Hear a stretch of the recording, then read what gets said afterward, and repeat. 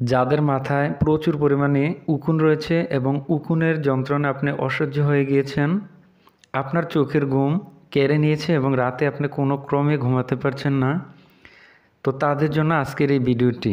আসসালামু আলাইকুম বন্ধুরা, আজকের ভিডিওতে আমি আপনাদেরকে এমন একটি উকুননাশক লোশন বা ঔষধের রিভিউ করব, যে ভিডিওটি আপনি প্রথম থেকে শেষ পর্যন্ত দেখলে 10 মিনিটে আপনার সমস্যার সমাধান আপনি খুঁজে পাবেন। আজকের ভিডিওতে আমি যে ওষুধটি বা লোশনটি নিয়ে আলোচনা করব, এই ওষুধটির নাম হচ্ছে এলাইস লোশন। এটি স্কয়ার ফার্মাসিউটিক্যালের ইভারমেকটিন গ্রুপের একটি লোশন।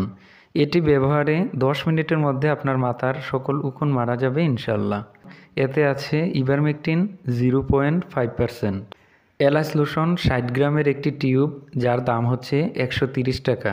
তো বন্ধুরা, এলাইস লোশন আপনি যেভাবে ব্যবহার করবেন, এলাইস লোশন মাথার শুকনো চুলে এবং মাথার তালুতে প্রয়োগ করতে হবে।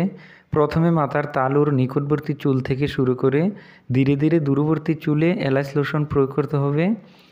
লোশন দিয়ে ভালোভাবে আবৃত করতে হবে, যাতে সমস্ত উকুন ও ডিম এলাইস লোশনের সংস্পর্শে আসে।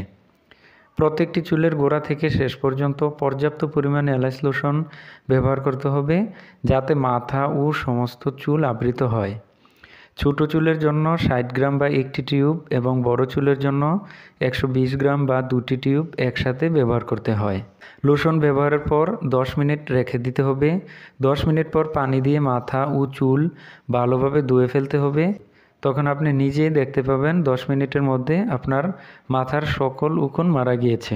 যারা এলাইস লোশন ব্যবহার করতে পারবে না, যাদের বয়স 6 মাসের কম, যে সকল মায়েরা নবজাতক শিশুকে বুকের দুধ পান করাচ্ছে, যাদের মাথায় ফুরা বা টিউমার আছে এবং সম্প্রতি ফুরা বা টিউমারের অপারেশন হয়েছে, সেই সকল রোগীর ক্ষেত্রে এলাইস লোশনটি ব্যবহার করা যাবে না।